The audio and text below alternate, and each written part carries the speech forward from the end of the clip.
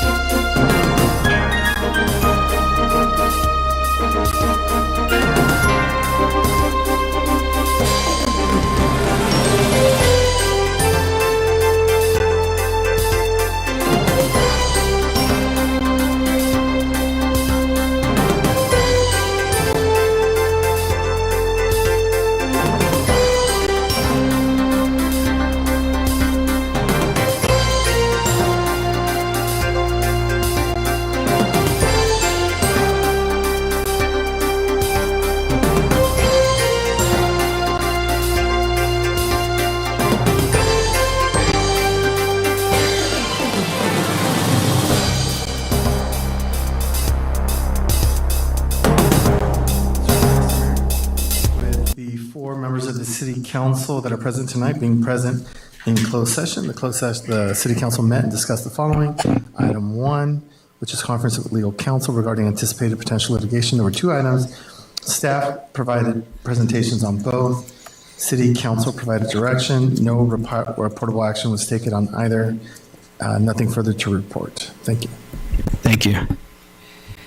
Okay, we'll now, I'm going to start the meeting, the regular city council. So can I please have a roll call? Councilmember Argumedo, Here. Councilmember Garcia, Here. Mayor Pro Tem Linus, Here. and Mayor Altamirano. Here. And we'll have the pledge of the allegiance from Jessica Serrano, and we'll have an invocation from Councilmember Argumedo. Thank you, Mayor. Please rise. Put your right hand over your heart. Ready, begin. I pledge allegiance to the flag of the United States of America and to the republic for which it stands, one nation under God, indivisible, with liberty and justice for all.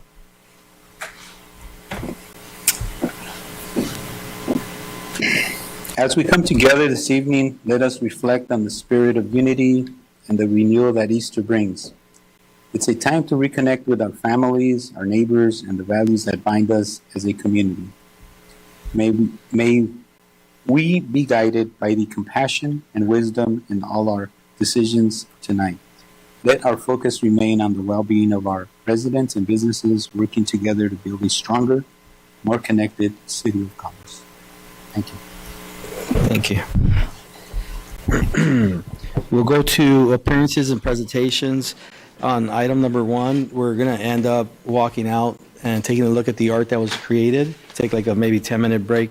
However, is it okay if I jump on to number 2 to get number 2 complete? Are you guys okay with that? Yeah? Okay. Was anybody going to report on the National Transportation Week?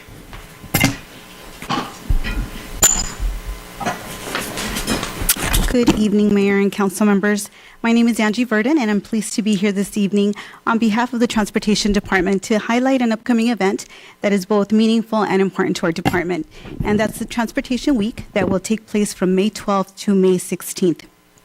Now, Transportation Week is part of a nationwide recognition of the vital role that public transit plays, from supporting access to work, education, healthcare, and essential services. It's also a time to shine a light on the hardworking individuals who keep communities connected. Here in Commerce, this week gives us the opportunity to recognize the dedication and commitment of our own transportation team, including our bus operators, mechanics, dispatchers, service workers, analysts, manager, and supervisors who provide reliable service to the residents every day. Now, to help celebrate their contributions, we'd like to share a brief video that reflects the efforts and accomplishments of this past year. Our team has worked tirelessly throughout the year, and this video is just a glimpse of those efforts, capturing the work done by all the individuals through the department. We hope you enjoy it.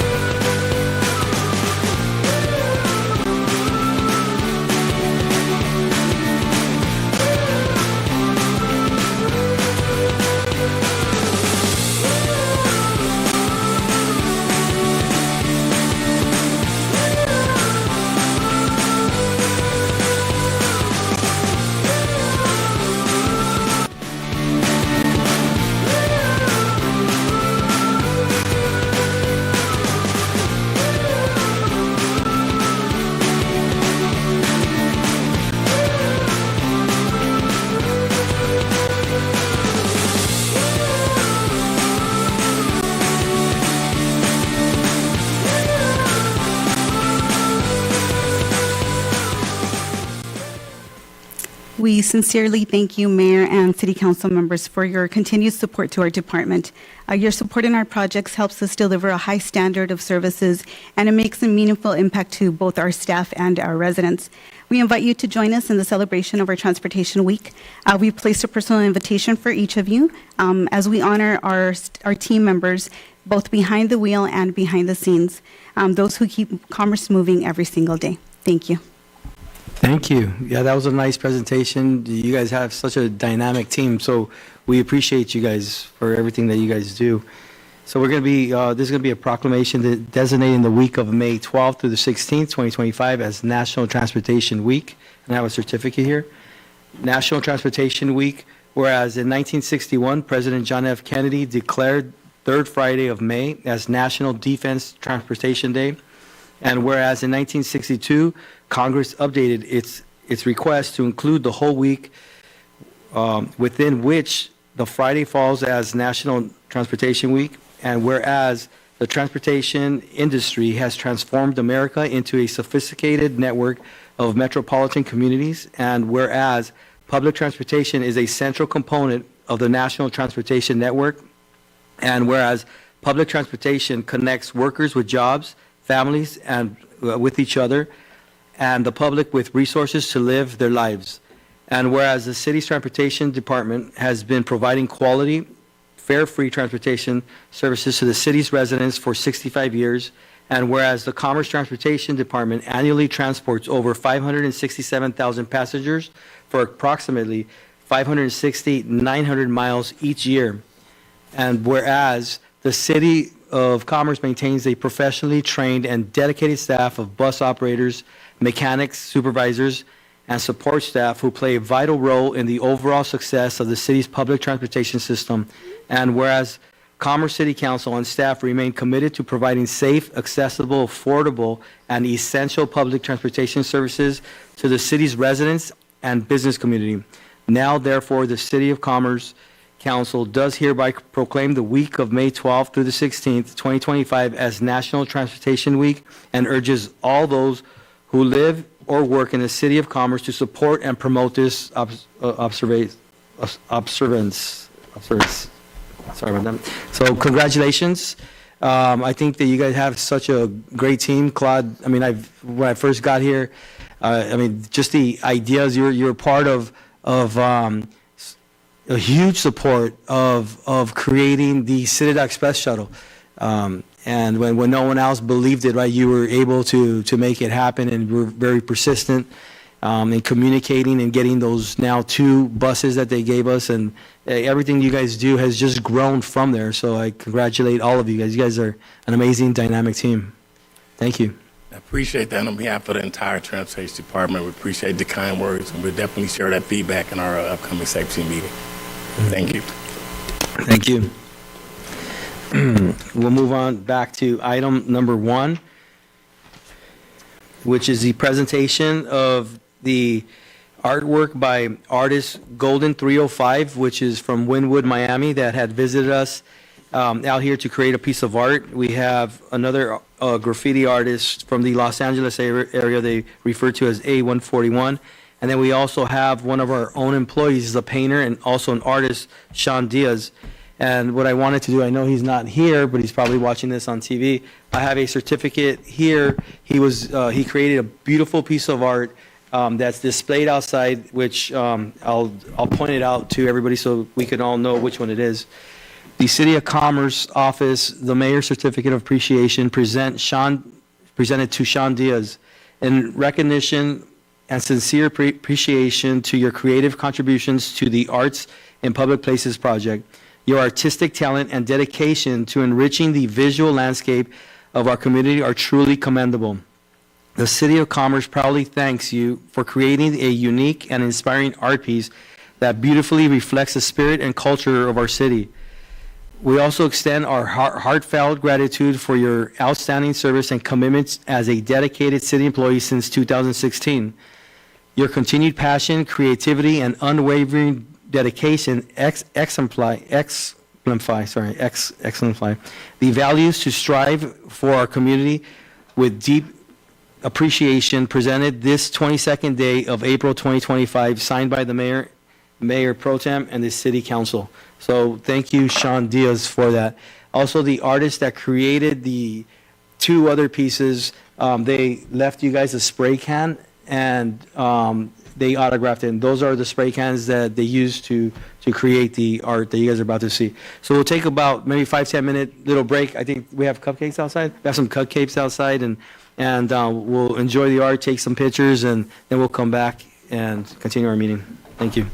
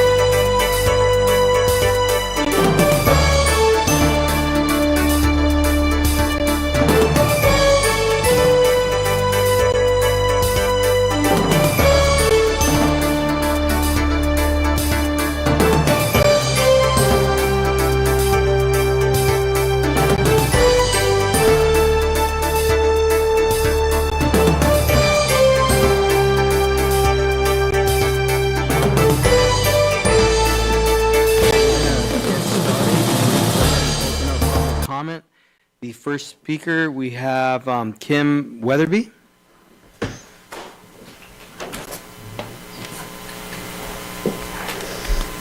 Good evening. Good evening. My name is Kim Weatherby, and I am a Public Information Officer with the Small Business Administration's Office of Disaster Recovery and Resilience. The SBA's goal is to ensure that the City of Commerce is aware of disaster relief that is available to them in the form of low-interest loans. I don't believe your city had a lot of physical damage due to the fires to homes or businesses, but some of your businesses may have been impacted if they supplied anything to those areas. They are available for economic injury disaster loans, so they can apply for those loans, and the idea of that loan is for working capital to help them meet their financial obligation in case they've been affected somehow. I know you're further down here, but like recently I just talked to a mayor in San Bernardino County, and he just found one of his businesses supported baked goods or something to one of the high schools that burned down, so they're suffering greatly. So this would be an example of one of these loans that would help one of your businesses. There's many benefits to an SBA EIDL loan, such as zero interest and no payments for the first 12 months. And if anybody would like to apply for that, the EIDL loan deadline is not until October 8th, so there's plenty of time. They can go to our website, and that is sba.gov/disaster. Or if they prefer to speak to somebody on the phone, they can do that at 1-800-659-2955. Thank you for allowing me to speak. Kim, thank you so much. And we have your phone number here too, so if staff needs to contact you, is it okay if they contact you? Sure, I'll follow up with you guys tomorrow with digital flyers pertaining to these programs. So if you need to shoot them out to anybody, you'll have them right at your fingertips. Thank you so much, Kim. Okay, thank Much you. appreciated. The second speaker is George M. Estrada.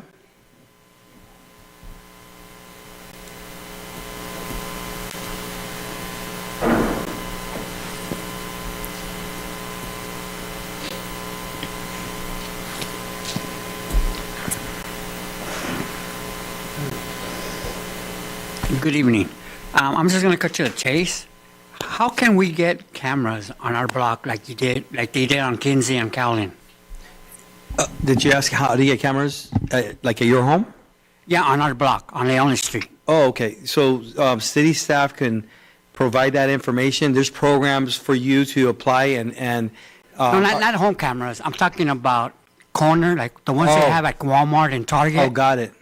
Got it. I think that should start with the or to our city manager. Who should he start that conversation with to see what the issues are and see what we can do? I think you can meet with code, our code representatives, to see if there's some kind of violations that I can certainly meet with you and get an understanding of what the issues are and then kind of direct them the right way. Mayor, if I may, just to shed a little bit of light, I believe that we spent some money on some of the cameras I believe that you're talking about are the ones that we've put out in different parts of the city right now. And just for your information, I believe it started with issues that we've had reports of problems in certain areas. And we've leased out, I believe, 3 different cameras that we're leasing right now. And we're rotating them if there's a problem area, if there's a specific problem, and then now hey, let's put them out there, let's see if we can deter some of the activity out there, or try to address some of those problems. If there's a specific problem, most definitely, I believe our city manager can direct you to the appropriate person to sit and talk to them about the issues that may be going on there, and then if they qualify for us putting cameras out there, we'll try to get something rotated out there. Okay, and when can I sit down and talk? I believe tomorrow would be probably sufficient. Our city manager will make sure somebody contacts you. I believe you have all the information on the card that you provided, right? Yeah, well, we'll get a hold of you. Okay, great. Thank you very much. Thank you. Next speaker is Rosa Zambrano.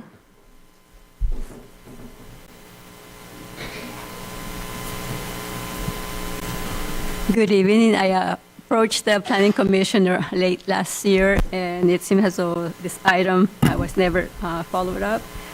Today, I'm asking all of you to please consider allowing the property located at 2224 Fairground Street for an exemption, or whatever you want to call it, instead of the 10 by 20 parking pad to be 12 by 20 parking pad within the front yard to be located immediately adjacent to the existing two-space parking area located in front of the existing garage.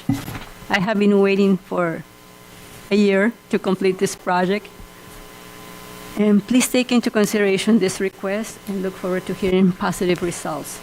I know anybody, I know Councilmember Mireya lives in the village, so she knows if she wants to contact me, I would love to talk to you more, each one of you. I know it's not, I was listening to the invocation of Councilmember Argumedo to have compassion and wisdom, and I hope you have all of that. Thank you again for one of the residents. Thank you, Rosa. Okay, we have Mike Arvizo.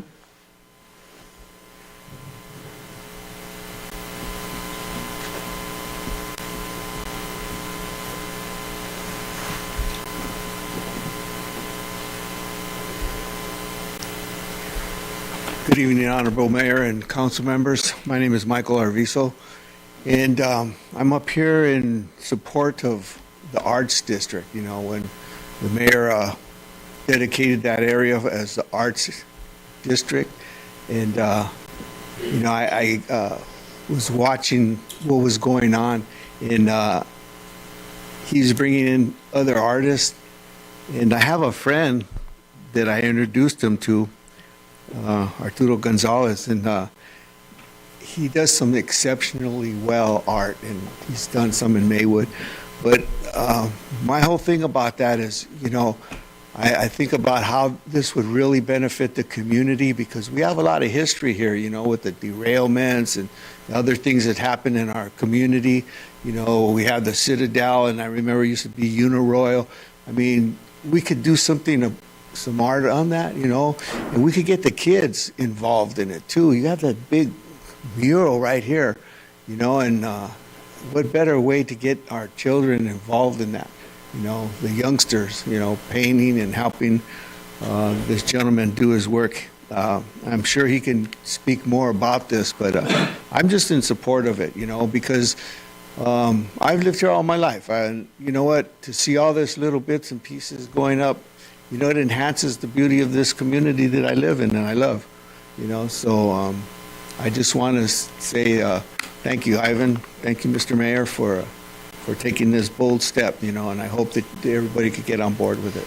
Thank you. Yeah, absolutely. Thank you, Mike. Thank you so much. And I have Councilwoman Mireya Garcia that sits on the Arts and Public Places Committee with me.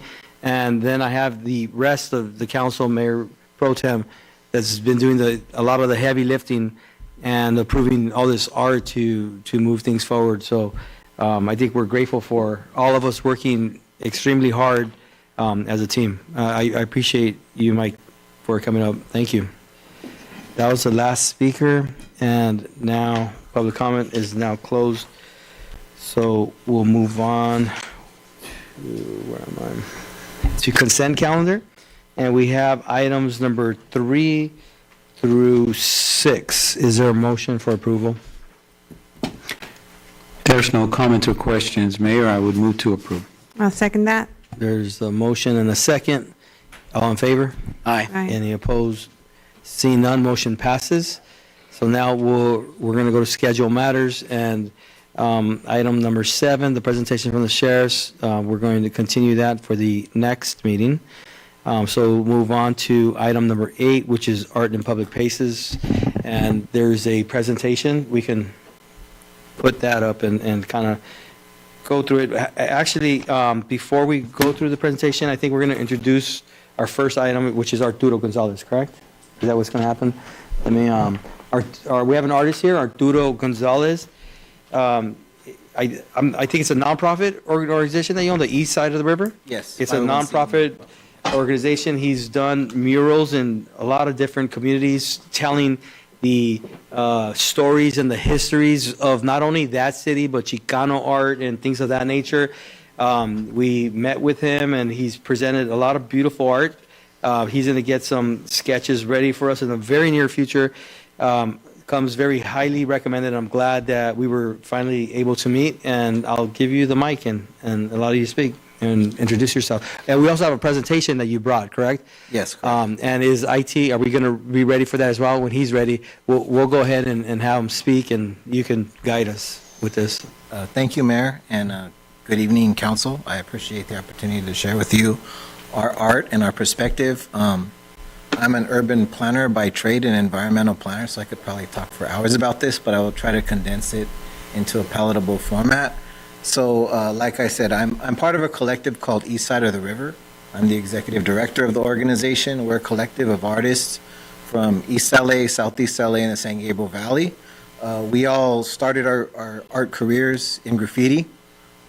There's a big mural in the front with the farm worker flag that's actually across from St. Alphonsus Church on Atlantic Boulevard and Eagle Street, which is right near my grandma's house. I grew up in the area, and we would paint in those alleys. We'd paint in the riverbeds, we'd paint in the train tracks, and we were fortunate enough to hone our craft and learn shading, colors, lines, and turn it into a professional career. And our organization aims to provide that same outlet for kids today, kids in the street, the kids that sometimes you guys see on Atlantic and Washington. There's tags and there's a lot of vandalism. We just saw this artwork that was out there, and a lot of it is inspired, by graffiti. But just imagine kids with spray cans that are walking up and down, vandalizing private businesses and public facilities, using that paint to sit in one place, to focus, to learn art, and not use their spray paint to vandalize, but using it for art to create something.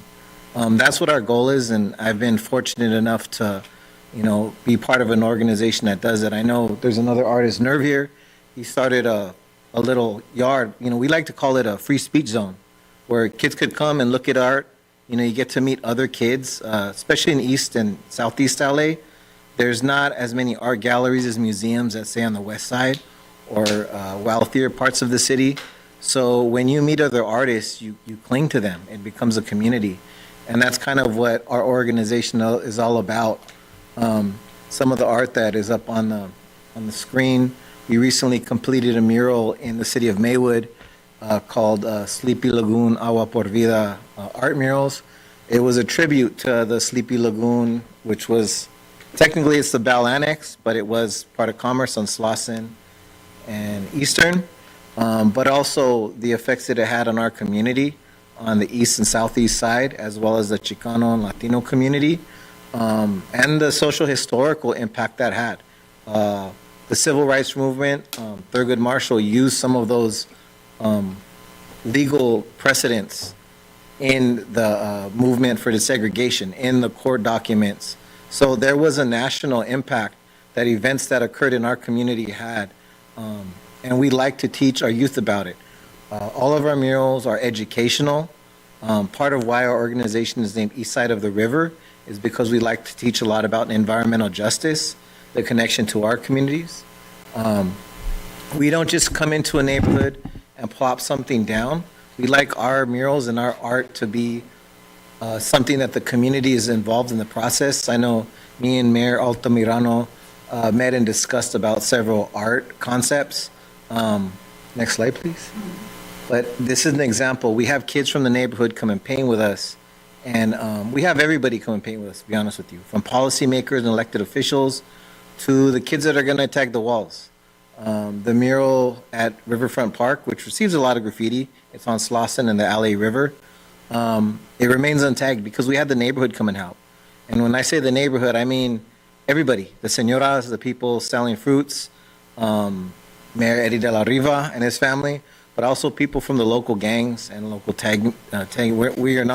We're very inclusive, so we allow everybody to come paint. And we help to coerce that civic pride and that artistic expression out of them to show them that they can use their skills and they can use their energy for positivity instead of just getting in trouble and hanging out in garages and doing the things that we all do. I used to do that, and I was fortunate that I was able to use my art as a mechanism for self-improvement. I know there's other people in the audience do the same, and I think it's important. Next slide, please. So this is an example of the how involving input enhances the design. We took a lot of community input from meetings. We actually have those meetings with another organization that's based in Commerce, ECR, it's Commission for Environmental Justice.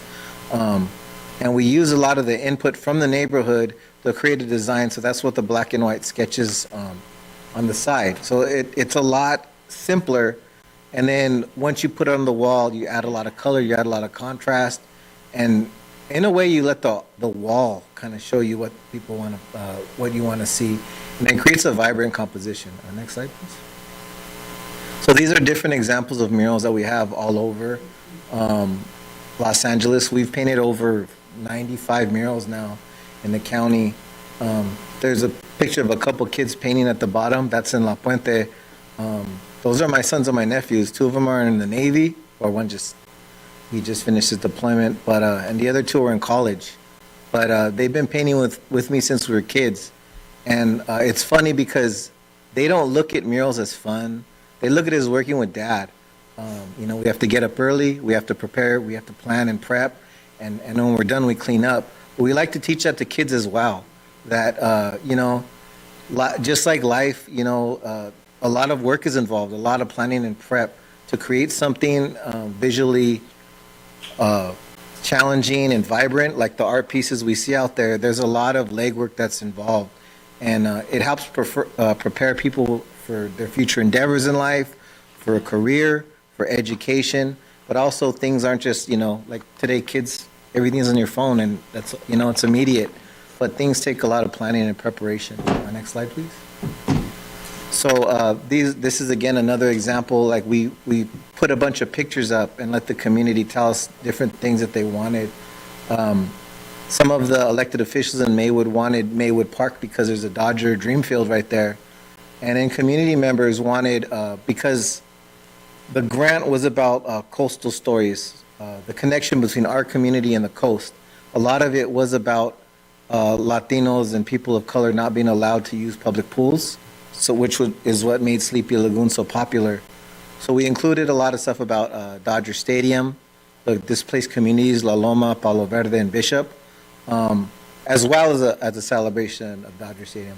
We don't like to take sides and you know, say anything in a judgment. We want to provide an objective illustration of history and of district and concepts, so it's educational, and the person taking it in can come to their own conclusions on what they assess. Next slide, please. So this is the kids painting this mural. Under the word Maywood, the city's name, we put Chokishna, which is the Tongva name, the Gabrielina Tongva name for the community. So again, there's a lot of educational aspects. The kids learn about their indigenous history of the area, as well as the indigenous heritage that a lot of them have, including myself. Next slide, please. And we use our murals as an educational tool. We've had multiple schools come to various murals, and we teach the kids. We usually include a curriculum and a lesson plan. The murals that we recently completed actually have QR codes that lead to an educational website that educates people and elaborates on, so all the things that they're seeing in the mural, they're going to see the background and the story behind it. Next slide, please. So we recently completed a Jordan Downs tree planting event and a lot of educational seminars with the community. They're redeveloping the housing complexes in Watts. Next slide, please. And these were the designs that we came up with the community. So as you see, there's a couple pictures from previous murals that we added, and then we sketched it out. And then next slide. And these are the finished products, including a tribute to biker clubs, motorcycle clubs in the area, the civil rights movement, the traqueros, people who lived in the train cars, which I know there's a very similar history around here as well. They use those box cars as housing, as well as the farm workers and the southern sharecroppers in the African American community that came here through the trains. So a lot of, again, our work is historical. It tells a story. It's educational, but it's also vibrant and engages the person walking by, and it creates a place. A lot of our locations that we paint are full of, you know, they receive graffiti, public dumping. It's kind of the place you don't want to walk by when you're, you know, walking around at 7 p.m. And our goal is to change that public space and make it inviting, make it vibrant, make it somewhere where people see that people in the community care and they want to be around there. Next slide, please. So these are other murals that we've done with LAUSD. This is in the San Fernando Valley. We've painted murals from Long Beach to Pacoima to Brentwood to Pomona. So, you know, we don't discriminate in the community. That need for art is all around. And again, you can see that there's students from the school. We paint with the younger kids, we paint with the teenagers, we paint with older adults. Excuse me, next slide, please. This is another school, Mayberry Elementary in Echo Park. And it's a different theme, but like different items painted in this wall, but a common theme about education and reading. And again, we had the kids come and paint. Next slide, please. This is one of the murals that we recently completed. This is Washington Park in Pomona. We received a grant from the City of Pomona Arts Commission, and we had over 80 youth come and paint with us from the community. The female is the Pomona goddess, which the city is named after, as well as a tribute to the agricultural community with the oranges and the indigenous Serrano Tongva community that once lived in the area. Next slide, please. So these are more, it's more than 4 walls. It's this large community center. We turned it into a visual gallery. And I think the mayor has discussed that, turning the City of Commerce into that. You know, when you drive down the street, there's a lot of blank walls. They receive graffiti, they get dirty, you know, they're just either they're beige or they're uninspiring. But turning that into a canvas, turning our community, you mentioned artists coming from Wynwood, where they basically turn this entire district into a public art composition. And we see that in the arts district in downtown. When I was a kid in the 90s, we would run around the arts district. It wasn't called that back then, because no one was watching us and we can mess around. And to see the transformation of that community, that area, into a thriving arts hub with all kinds of expression is amazing. Before, you could go paint there because nobody would, you know, chase you away, because after 5 p.m. everyone was gone. But now there's professional artists and people travel all across the world to come to these communities and see the art, and they eat and they stay at hotels and they spend money. And that's something that we would love to see here in Commerce as well. I live on Ferguson Avenue. I live in the City of Commerce, and we would love to see people come. I see tourists walking up and down the bridge from the Citadel. I always wonder where they're going. But you can tell they're international tourists. They're not from the community.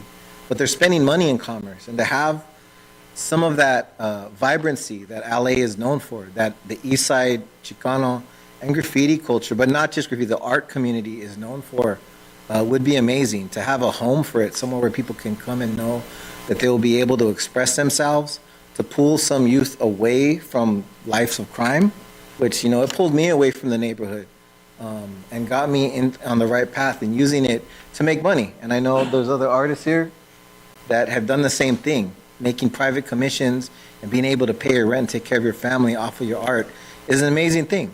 Next slide, please. So finally, in concluding my presentation, this is another mural that we're working on in Boyle Heights. We're working with Roosevelt High School and a couple of community organizations, Promesa Boyle Heights as well.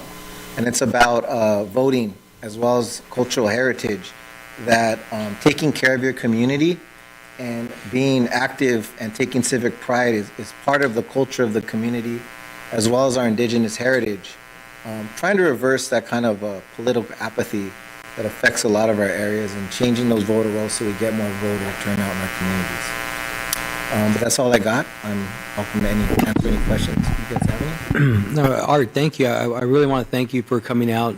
I think you gave a very informative and great presentation. Beautiful art. I love what you're doing with communities. 95, you said 95 murals throughout the counties. Yes. And involving the communities. And what's special is that you're from City of Commerce. You live in City of Commerce, which is awesome, because we do want to find local artists to create art within these communities here. So I really appreciate that. I'm looking forward to working with you. And City Council, do you guys have any questions, comments? I'm just saying. Okay. Great. I just want to thank you. Great presentation. Just looking at the photos through your eyes is just inspiring. Thank you for that. Thank you. And I work very close with the mayor. I'm sorry? I look forward to painting some art and commerce and working with the community. You came to the right place. Yeah, thank you. Arturo, thank you for coming here today and presenting kind of like your approach and what you do. There's kind of like a participatory component to the pieces that you do. Is that how you approach all of your work? Are you specific with it? Yes. I know that I looked on the agenda, and there are two other artists, Nerve and Paul Boteo, and both of those artists were instrumental in my development as an artist. Nerve had a impromptu community gallery and the train tracks that I grew up going to and getting inspired at. I started painting in the alleys along Atlantic Boulevard by St. Alphonsus, but I also saw Paul and his brother David painting a mural on Soto and Chavez when I was little, and I was already into drawing, and I was like, I want to do that. And it also helped shape me into a career in environmental planning. I got my master's from UCLA, but it started caring about the environment with my art. So me and the other artists of our organization always try to do that. Every single mural that we have community members paint. In fact, God willing, if we do something with the City of Commerce, we'd invite all of you guys and your families to come paint. It creates community ownership. It's an amazing graffiti detour, and I have murals that are over a quarter century old, that are older than my kids who are in college now, that remained untagged in Compton, in Watts, in Florence Firestone, in the San Gabriel Valley, La Puente, East LA, and they remain like that because we have the community involved. And there's ownership, multi-generational ownership. I do that as well as it creates a presence. I'm an environmental planner. I do a lot of work in community development, and I like to keep tabs in the neighborhoods I work in for future projects, as well as just to let people know that somebody cares. So we always make sure that community members come paint. Great. Thank you for that. Appreciate it. And thanks again for coming. Thank you. Yeah, Arturo, I just wanted to thank you before you leave there. Thank you for your presentation. Really enjoyed it. You put a lot into it, and just appreciate all of the great artwork that you have put on display for us here, and giving your context of how all that came about is great. Appreciate all the great work you've done and all of the individuals through this work that you've helped. Yeah, so thank you. Thank you so much. Appreciate it. Arturo, thank you, and I'm hoping to see you on the next agenda in 2 weeks. Yes. Yes, I will have some sketches for you and some designs. That's great. Thank you very much. Thank you so much, Arturo. Okay, and it looks like we can start maybe our slide. And that there is Arturo. We were going to bring this up so he could start speaking, but he did bring his own presentation, which was a great one. Thank you for bringing that again. That's still his. Right. We have one with like a sample of the QR codes. Or where are we at?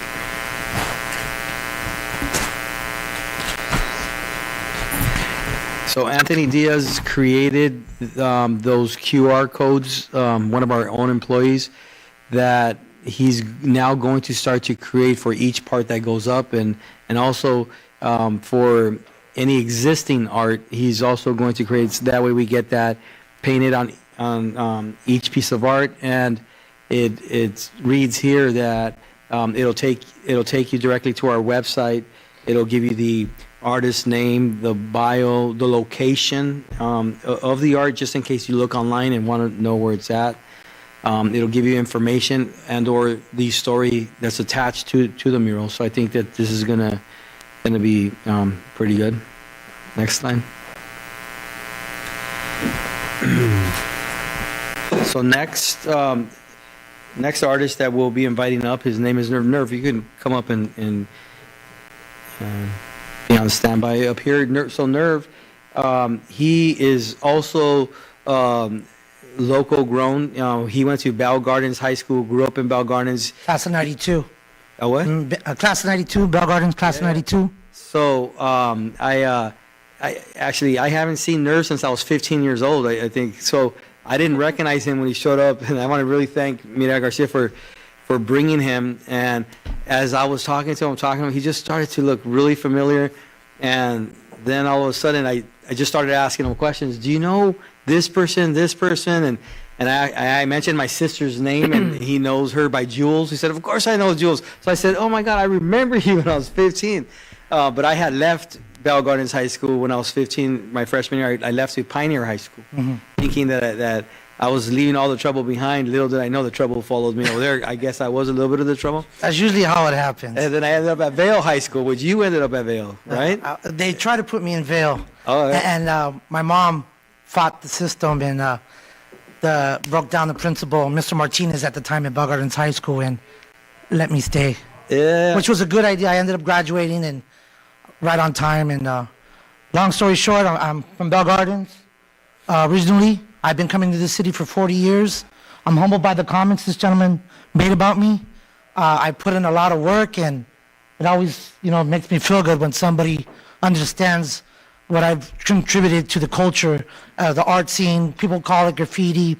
I'm an artist, I don't want to be pigeonholed as a graffiti artist because I'm a mixed media artist. And I just want to thank you guys for having me, for one. For two, I wanted to go, and I wrote a few things. I'm not that good at talking, not like this gentleman right here. But I do a lot of private commissions. I don't really, do things like this. But I have worked with companies such as Nike, Disney. I have an extensive portfolio when it comes to who I've worked for. I've done paintings with David Arquette. You guys are familiar with who he is? He's actually a graffiti writer, but a lot of people don't know that. He's an old school writer from the 80s, same one from KGB. So I've done artwork with him. Rodney King. I just did Rip Hamilton's house, the basketball player. I just did his house not too long ago, and so forth and so on.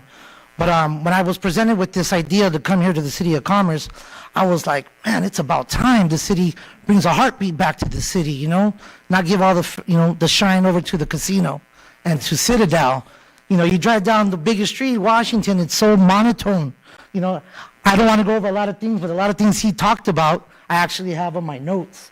It's so monotone when you go down the street, and to bring the, the life, like he also said, and bring business to the follow businesses. When tourists come and see the artwork, they're going to spend money. And it's going to beautify the city. Like, for instance, the bridges. I have my team talking about bridges, and the bridges are the entranceway to every city, right? And why isn't there any color that's inviting, that's friendly when people come into the city? That's something that people want to see when they come in. They don't want to see a monotone bridge that the letters are the same color as the color of the bridge. Stuff like that. Over here you have a Pollo Loco that has a mural on it right here on Olympic and Atlantic. Pollo Loco. When would you ever think that Pollo Loco is going to put a mural on their business? But they have it, right? Nike has a huge one over here on Whittier. I think the City of Commerce needs this program that Mr. Ivan's putting together, and it'll change a lot of things here in the city and getting kids involved, like he was talking about. I can go on and on, but the bus transportation, the murals on the bus, great idea. Love that, by the way. And let me see what else happened. I'm sorry, I wasn't that prepared. Yeah, here it goes. Yeah, so like art is a universal language, right? So when everybody sees a good piece of art, everybody, start talking about it. It's a conversation piece. You know what I mean? And I think artwork is one of the leading factors of universal language, is everybody could talk about what their ideas on the art, And color, the city needs color bad, And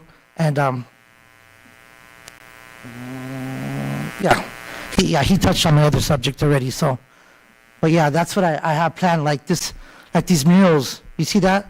Imagine this on Washington Boulevard when you're going down the street and you see color, I think it's gonna attract a different clientele, I do, and this one here, if you can go back just a couple of slides really quick, one more.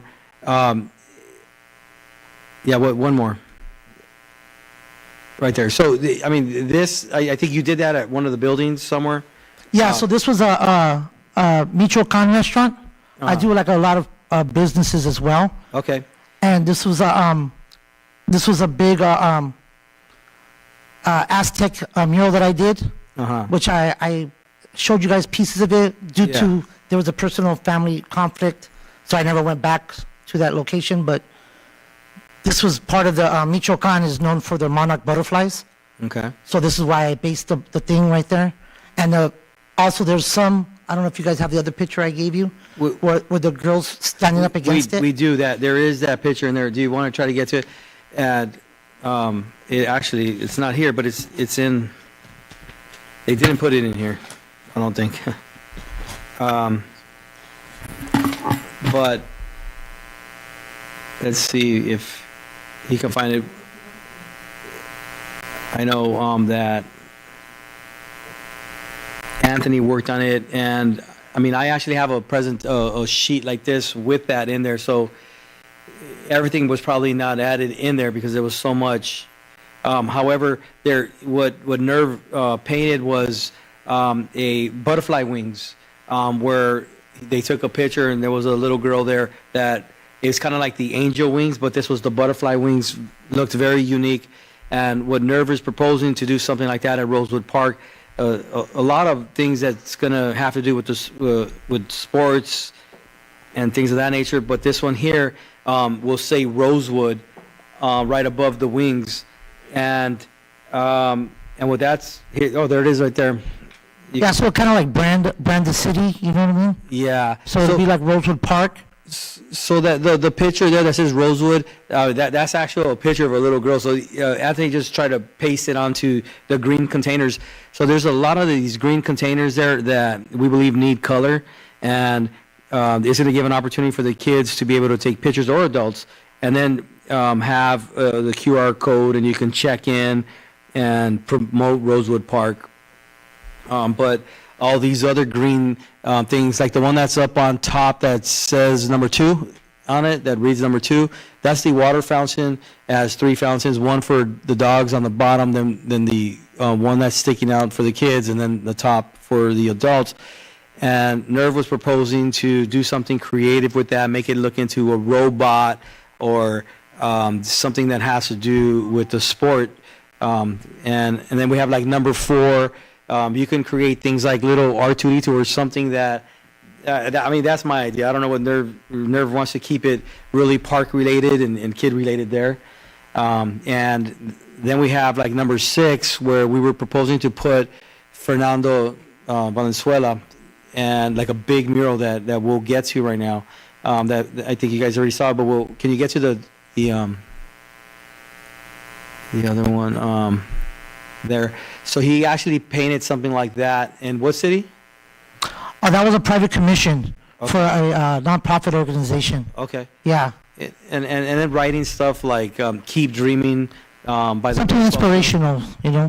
Okay. That, you know, knowing that his history and where he came from and where okay. he, you know, where he ended up at. And then the one in the middle is actually not one piece. It's actually the size, if you could picture it, as Fernando. But he put it all together so he can show them all. And these are throughout the country? Yeah. Some are, I believe those are Oakland, San Francisco, Chicago, Miami, and all over Southern California.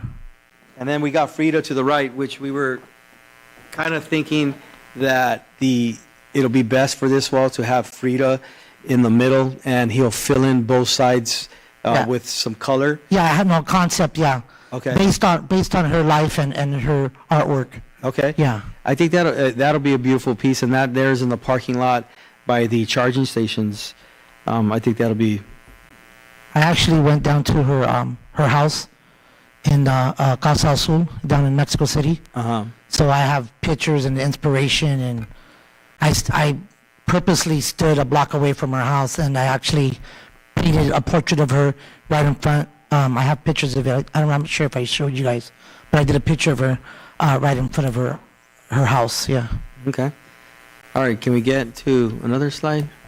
So that there is a building on Washington Boulevard right next door to Chris's Burgers.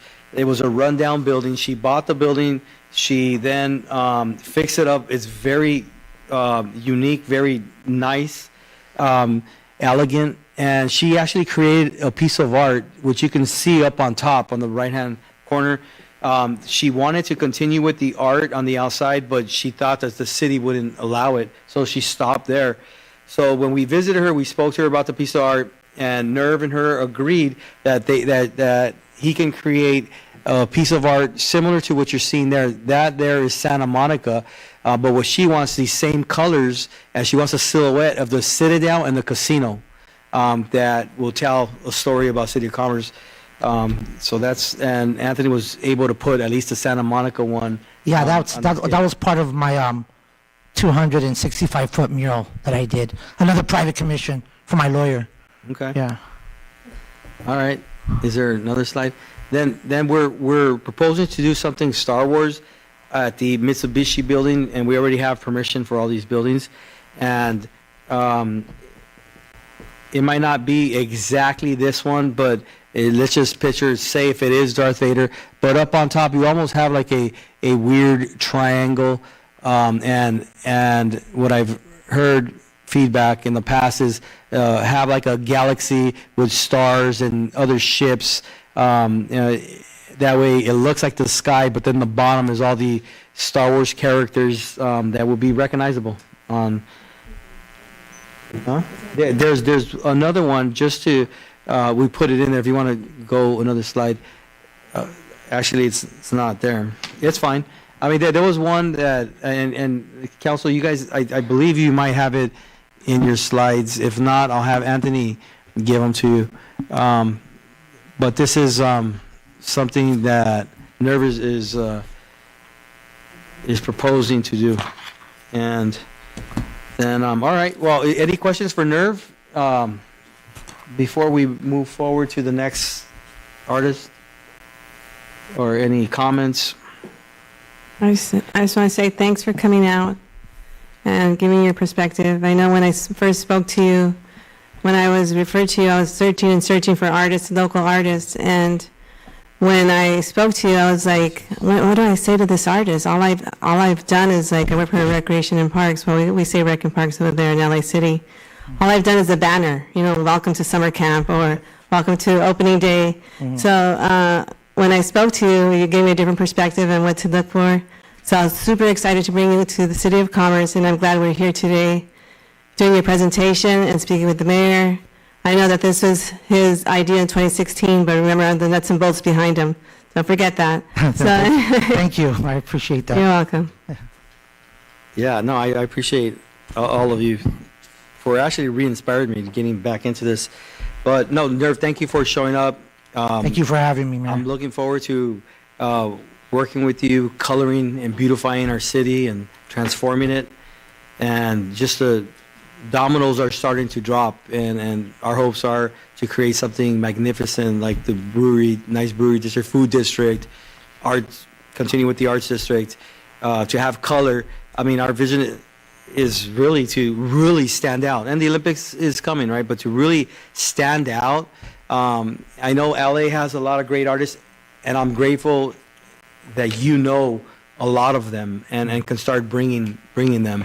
That's what I initially did. As he spoke about the Commerce Wall was it was an illegal thing at first in the Commerce. This is the early 90s, and rest in peace to Al Cirillo from Cirillo Manufacture in the City of Commerce, who I became really good friends with, that owned a lot of the properties off of Gage over there on the railroad tracks, who actually gave me permission and letterhead and everything, and ended up people from all over the world, like top artists from all over the world, came to paint in that location. I think you could do the same thing here in Commerce, and I'm really, really excited to be part of this, hopefully, if everything goes through. Yeah, absolutely. And I'm grateful and glad that also 3 businesses have asked us to move forward, and I'm glad that you met with them and worked things out. Once they see what they're, what's being done, more people will follow up. Absolutely. Okay. Perfect. Thank you, Nerv. Thank you guys for having me. Thank you. Appreciate you. Okay, can we go to the next slides? Okay, so Paul Boteo, I think we spoke about him 2 weeks ago. Very unique artist, and he's now given us a proposal, and he's willing to work on the 4 other frames that are underneath the bridge. But these are samples that he had sent out. I'm not sure if we saw this 2 weeks ago or if he sent more pictures, but we'll go ahead and keep going. And he also, once this gets approved, he will get some sketches ready for us to see what we like. And he wants to tell a story about East Los Angeles and Commerce and Chicano art as well. And he also would like to visit us at a city council meeting in 2 weeks, our next council meeting. Okay, so that's it. So what we are recommending is to approve Nerves Art, which is going to be multiple locations in Rosewood Park area, including the parking lot that is by the charging station, the Mitsubishi site, and 2 locations on Washington Boulevard. That's a total cost of $34,000. Then we also have Paul Boteo, which is agreed to give us 4 murals for $34,410. And he also added a 5-year plan within that price that if it gets tagged or anything, he will come out himself and touch it up, which is great, right? Because, I mean, Calixto was a little more expensive. He didn't offer that, right? He wants to get paid each time he comes and touches it up. But luckily, we have Sean that's been touching it up. So they're giving us a good deal. So what we're asking is to approve all this art, and the total that we're asking for is $64,410. So, do we have a motion for approval? I'd like to motion Okay. the Arts in Public Places program for everything that you mentioned. Okay. There's a motion. Before we continue with the motion, I think I just have a question about the mural. So I think with Paul, we looked at some options and we're looking at some today. These are essentially concepts for what he wants to do. Is that right? He's going to, the concept is going to, he has our historical book. So this is like what he does, right? So you can see just the samples of what he does. So he wants to keep it in that area, like what he's used to. And the colors, he's showing us colors, everything he uses. So the murals are going to reflect on what you're seeing. But he's going to, once approved, he's going to have 4 sketches for us. Okay. Yeah. And then with Nerve, right, where we're talking about multiple locations here, and I know we saw some of the art that he's done in the past, right, like kind of superimposed on like the different walls. Yeah. But I guess what should we be expecting as kind of like the final product? And I know they're not gonna, I know Nerve won't like sketch something out, right, like before like an agreement, but right, like is there a concept plan, right? Like I feel like, do we know the direction of the art, right? Like what's it going to generally be? Mm-hmm. And I think like when we start to get out and working with the private businesses, it's going to kind of be difficult for, if it's not a muralist, to really sketch something out. But we can have these parameters on what they're going to create. For instance, the one on Washington Boulevard next to Chris's Burgers, they're going to do that orangey skyline, which you saw that appeared to be, well, it was Santa Monica. However, the silhouette that is there is not going to be there. It's going to be the Citadel and the casino. So that's going to stick with City of Commerce. Then you have one that's across the street that's a metal gate, but it has to the right, it has some black in it, and then it has a black eave.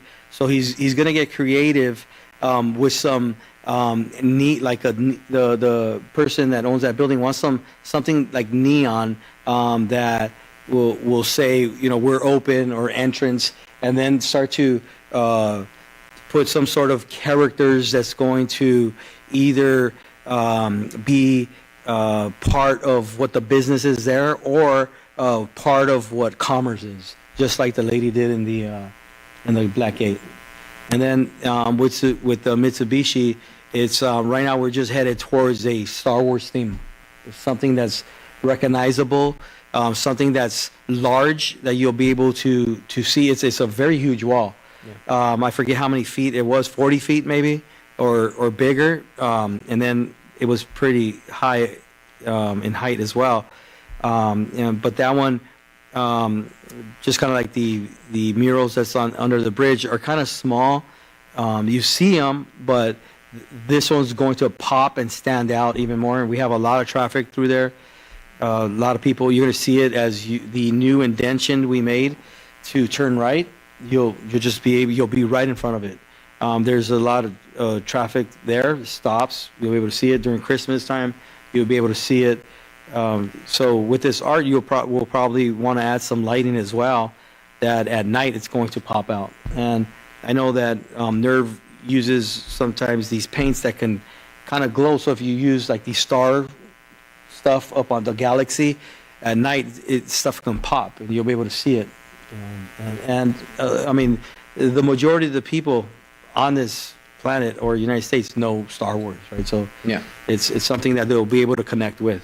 You can't go wrong with Star Wars. Yeah. Yeah, no, I get that. I just, I think where there's 5 different locations, and I think at the park multiples too, right? And so I think, like me, I just want like an idea of what will be like the final product there, And again, like I don't expect like a full-on sketch, right? Because I think that typically doesn't happen, but like defined concepts for like each of the locations. And I know Nerve's also kind of looking into the bridges, which I know we talked about, right? Like Absolutely. Talking about beautifying the gateways of our cities, right? Yeah. And so, looking at doing art outside in, I thought that's what we were kind of headed towards, but Yeah, the bridges are going to take a little longer, especially with the planning, right? He's getting artists together that can do all that work. It's going to require a lot of scaffolding, traffic control, things of that nature. So the bridges are a much bigger project than these. These can go up. Nerve, one of these walls, how fast can you do this wall? I know that you were letting me know that, I mean, they could take hours. Some of them could just take hours. It depends on the detail. Uh-huh. And as you can see in my work, Mr. Lenas? Yeah, close enough. Much better than most, yeah. I'm a very diverse artist. I like to say I got bodies of work instead of a body of work. So you're not going to see the same thing on everything in different locations. Most of my artwork, 99% of my artwork is based on me. I could be here all day and tell you who I've worked for, and they like me as the artist to just run with my head. Because as most artists, that's why you get an artist, because of his vision, of his talent, okay? And depending on the size of the wall, it can range it could be a few hours to a few days to a few weeks, depending on the prep time, the availability, and the location. Like the mayor said, a bridge is like, you can't just go, okay, you're gonna go do the bridge tomorrow. No, that's not the way it works. I've worked on difficult projects before, and you definitely gotta plan those ones out with the, like he said, the traffic, the scaffolding, the so forth and so on, and availability. And another key factor is when you're painting is the weather. So if it's too cold, it has an effect on paint. If it's raining, of course, you can't paint. And, especially with the weird weather we have here in California. I don't really like to put a timeline on it, but I can give you a rough estimate of how much, time it takes to do a mural. Listen, and I appreciate that, and thank you for chiming in. And you're obviously very talented. I kind of followed through your social media, and I think that's how I knew that these were existing bodies of work. Is you do it all, right? From Bruce Lee to Psycho Realm. That's kind of what I saw. So, Exactly, and it's just like sometimes I can paint really fast, but like I tell people, I've painted for, like when I did Rip Hamilton's house, he's like, I was done in 2 hours, okay? And he's like, oh man, like you were done. I go, man, it took me 40 years to learn all of this stuff to be this quick, but then some things take a lot longer. For sure, and I can appreciate that, and understood about the bridges, right? And I'm sure our city manager can also identify maybe some other potential challenges, right, with working with the railroad, which, but I think just more assurance on knowing like what's going to be at each of the different locations would be helpful for me, and then also just focusing on gateways, right, in our city, because I know that's what we've talked about here on the dais, right? But I think it looks good. You do great work, right? So I think you're a solid artist. Well, I wanted to give part you of me guys just wishes they something. were at different Yeah, I wanted locations. to give you guys, ideas and rough references of locations and what to put and, what I mean, stuff like that. Yeah, and I mean, Mayor Pro Tem, I would love to. I heard already like the bridge stuff, the gateways. But I would love a list from you and also Councilmember Argumento of what is important for you to focus on that. The bridges, we're already focused on that, and some of the artists I spoke to said it's going to take multiple artists, and it could take a while. The price tag is going to be a little higher on that because it's just a lot of work. I think just to paint it costed us a couple $100,000 if I forget what it was. Back then, that's not what really I envisioned, but there was only one way I can get that that bridge painted. And I think Councilmember Argumento was present. There was only one way, and as if I had to agree with a couple of council members that that's what they wanted. That was the only way that it was going to get painted. And it was the first bridge that ever got painted like that. Do I like it? No. But did I do it? Yes, because the bridge was ugly. And maybe it made it a little uglier, but it gave it color. But now we have the ability and we know the artists that can create something beautiful.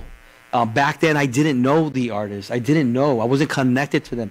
My vision wasn't as expanded like a rubber band. Once you expand a rubber band, it can never go back to normal. And my mind and my vision is never going to shrink. It's going to always be stretched, and it's going to continue to stretch. So what I see for these bridges is something very colorful, very meaningful, something that when people drive through, they're going to say, wow, look at this bridge. Because when we go to Palm Springs, Chino, you see their bridges. Those bridges are nice. So, but we could create something better. Yeah, something commerce-based. Those bridges are going to come for sure. There's no way we can leave them untouched. Councilmember Argumento? Thank you, Mayor. Just want to follow up on some of the comments that were made by Councilmember Linus with regards to, us having some idea of what we're going to be putting so that, and I realize that each of the different artists here have, presented some of their material and stuff, and, I think we can work from that or any other material they may have so that we can have a general idea of, hey, we'd like to see something like this. Most definitely. I too want to make sure we zero in on what it is, where we're actually starting. I mean, obviously we started off with the bridge here on Atlantic and, on Eastern and Atlantic there, because it was something that was almost already completed. It's like, let's finish. Why aren't we finishing this? So yes. I'm glad we're doing that, and I'm glad that we have somebody that's, I think, good artists, great artists. They have good work that I think would suffice. Putting it there, I think would be beautiful. Right. It would really make it look a lot better than what it is there now. So I'm looking forward to that. But again, I want us, I like this. This is fine. I'm okay with moving forward with what's being presented. But I want us to have a further discussion with regards to the other bridges that we've talked about in the city and putting a specific plan with regards to that. So we say, hey, this, here's item number, as soon as we do these parts here, I say we bring a specific plan that says, hey, this is item number 2, here's location number 3, and this is number 4. And this is, so we have a priority, and we also have, in some way, hey, give us some renderings of what you envision there, what we're going to put there, whatever feedback we can provide. Okay. Some of the, the bridge that I told you, over on Atlantic and Atlantic going into Maywood. Yeah. It says Bridge to the Future. And, not long ago, I was going, hey, look, we need to fix this. It's either a bridge to the future or it's a bridge to the past. Right now, it looks like a bridge to the past. Right. Because, it hasn't been maintained. It's got a lot of overgrown vegetation. I go, look, quick way to fix it is just say bridge to the past and it's done. We're good. Right. But, to me, it's no, let's keep it bridge to the future. And then you present some of maybe artwork that reflects that, But anyways, going back to what I'm saying is I concur with the comments made by our council member.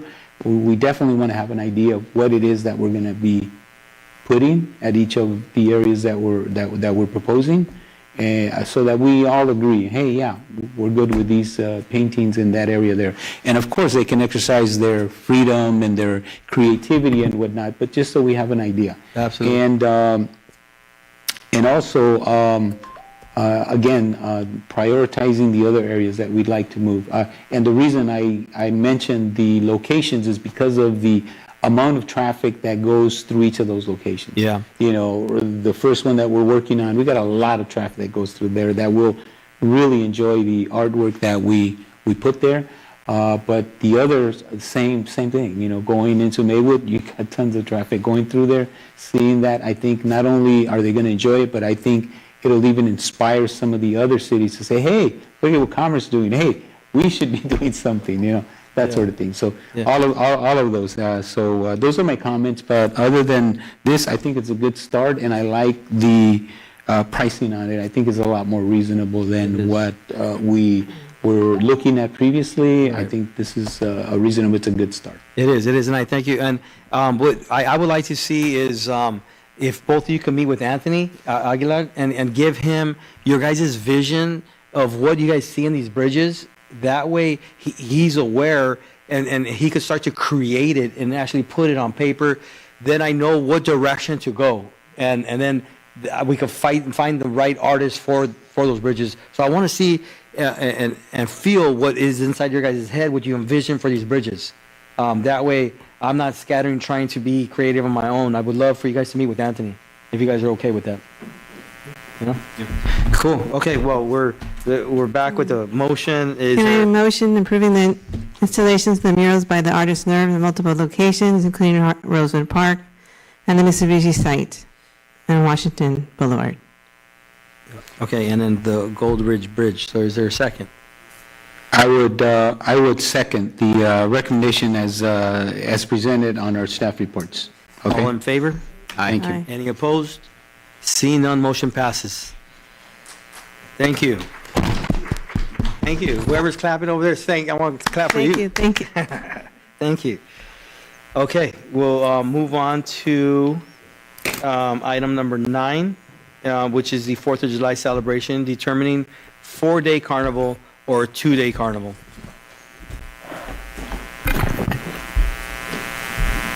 Good evening, Mayor, members of City Council. Greg Alanis, Director of Parks and Recreation. Before you is a updated agenda report regarding 4th of July / Independence Day. Last month, you directed the Parks and Recreation staff to move forward with a 4-day carnival. So we actually looked into all our options. We spoke about securing a carnival company, of which we started speaking to over the last few weeks. However, over the last week or so, they've become somewhat dormant and unresponsive. During that time, staff and I looked high and low for an additional company to secure rides for a 4-day carnival, of which we found one. who was able to perform the services that you requested. However, there is an additional cost for a 4-day carnival. They have a different business model of which they do not charge their patrons. We can actually charge them. However, they do flat fees for the rides that are actually attached at the back of your agenda reports. So for a 4-day carnival, it would cost $225,000.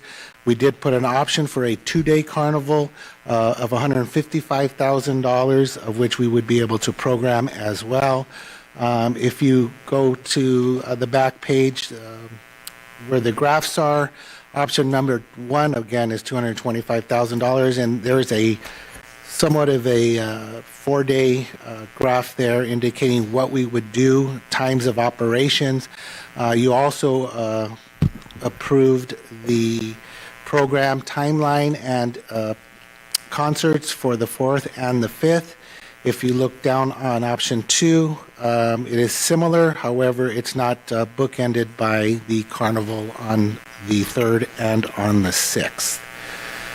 So not much has changed other than just wanted to get clarification. You did give us direction for the 4-day, but considering the cost, we thought it'd be best for you to discuss and give us further direction. At this time, I'll answer any questions that you may have. Okay. Is there any discussion you guys want to have about this and or questions or comments? And do you guys, do you want to stick with the 4-day or 2-day?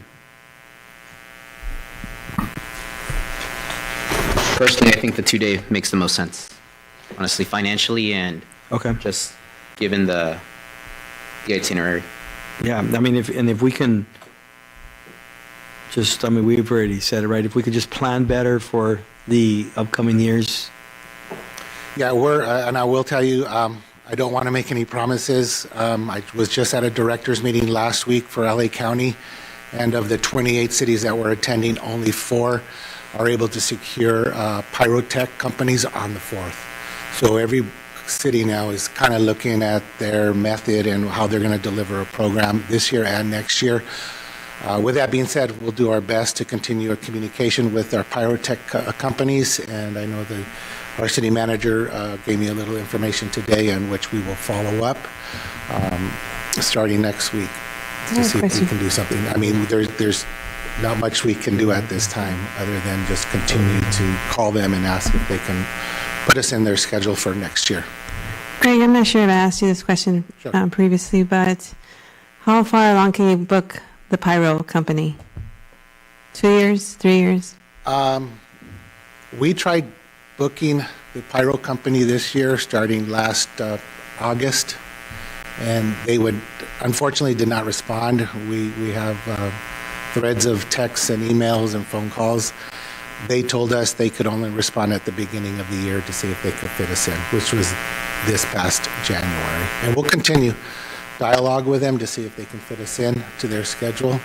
But again, I think one of the biggest shortcomings is the lack of pyrotechnicians that are certified to do this type of work, and the fact that several companies have gone under over the last few years as well. So when we did have them, was that the company we were using, the firework company? We've been using Pyro. Okay, so Spectacular. when did we lose them? We haven't lost them. They just are unable to accommodate the 4th of July. When's the last time we were using them on the 4th of July? On the 4th of July. It's my understanding there was a program done 2019 on the 4th Holy of July. smokes. Shortly after, obviously, COVID, and we kind of changed formats. We didn't have a program one year other than a walking event on the 4th of July, and then shortly after that, we went to the week before. All right, thank you. Mayor? Go ahead. I'm sorry, I don't mean to interrupt. Are you done? Okay, thank you. Yeah, I concur with option number 2. I believe that makes the more sense financially, and it's the more responsible thing to do at this point in time versus spending the $225,000. Okay. Yeah. Then, so is there a motion to go with option number 2? There's no additional comments or questions. I would move to approve option number 2 as presented in our staff reports. I'll second that. There's a motion second. All in favor? Any opposed? Seeing none, motion passes. Thank you. Okay. Now we'll move on to item number 10, committee and commission appointments. Mayor Altamirano, this is your vacancy on the Education Commission. I will be appointing Laura Perez. We have a public hearing. We have item number 11, an introduction and first reading of an ordinance amending governing restrictions on vehicle within the front yard setback on the track number 37889, which is the village. And then who's going to be giving that presentation? Go ahead. Good evening, Mayor, Vice Mayor, members of the City Council. I'm Jessica Serrano, your Economic Development and Planning Director.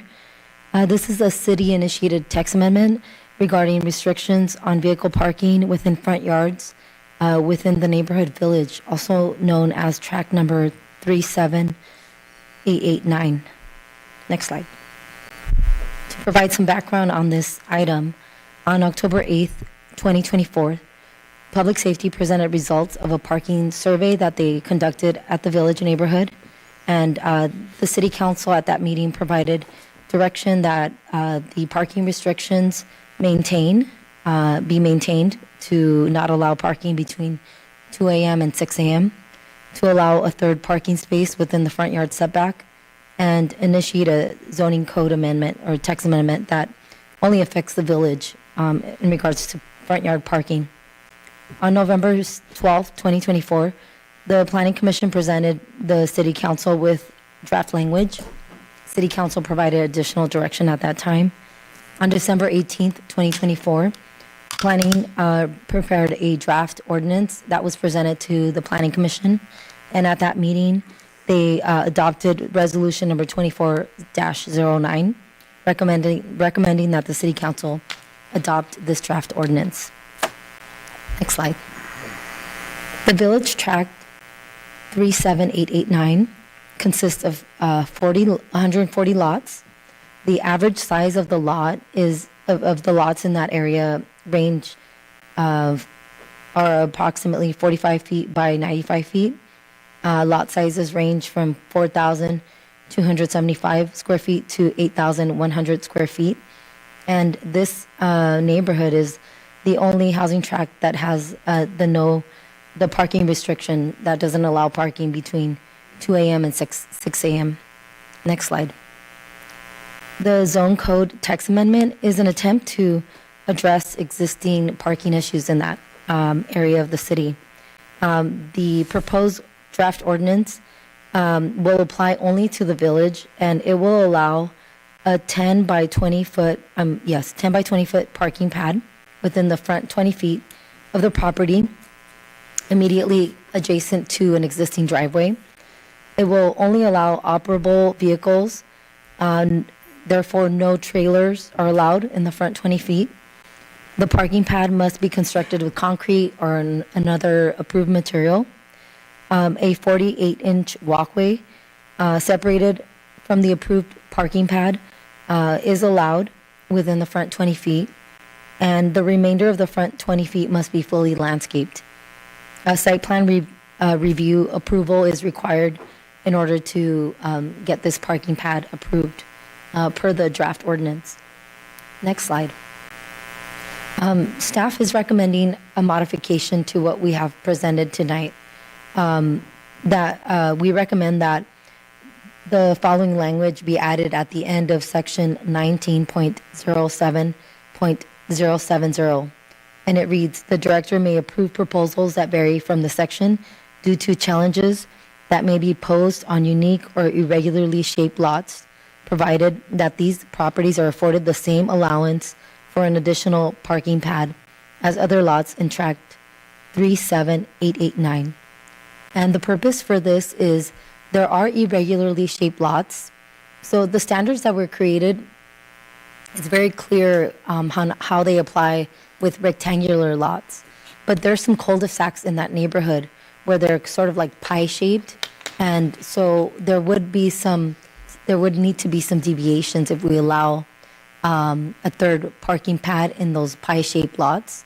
They may not squarely meet these requirements. So on those pie-shaped lots, for example, I myself as a director can use some discretion to allow maybe a little less or a little bit more concrete to enable them to allow a parking pad.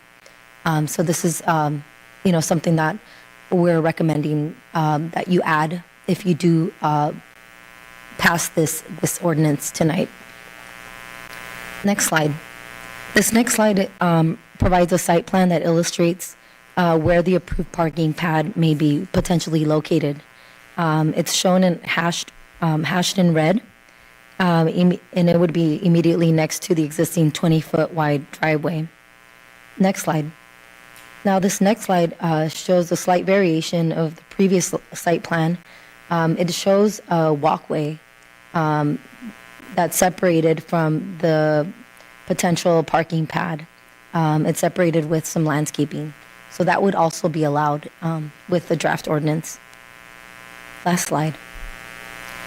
At this time, staff recommends that the City Council conduct the public hearing and take testimonial and documentary evidence, waive full reading, and introduce the first reading by title only of ordinance number 25-XX, recommending Title 19, Section 19.07.070 of the Commerce Municipal Code, and determine that the project is exempt from the California Quality Act and file a notice of exemption. This concludes my presentation. I'm available for any questions. Does City Council have any questions or comments? Just go ahead. Just one. Jessica, thank you for the presentation. Just a quick question.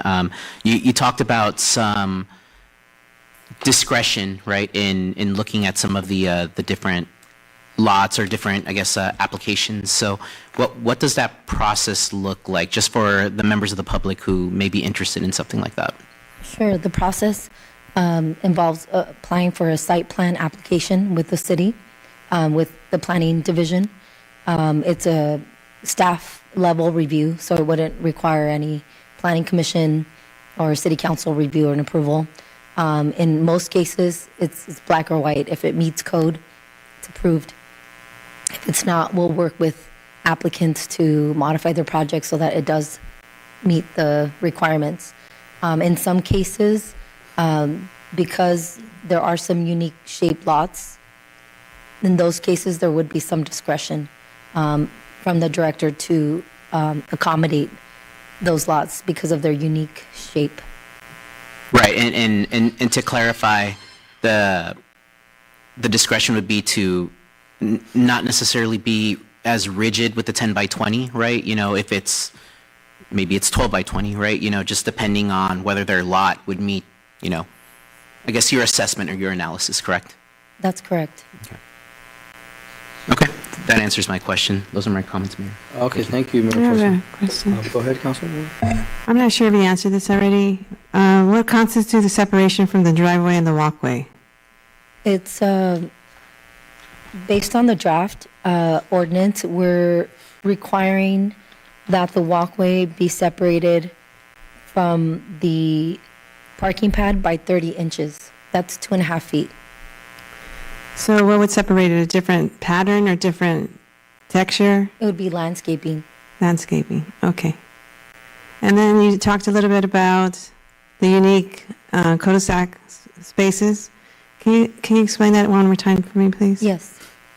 So for the code is very clear when it applies to rectangular lots, but that neighborhood does have a few cul-de-sacs.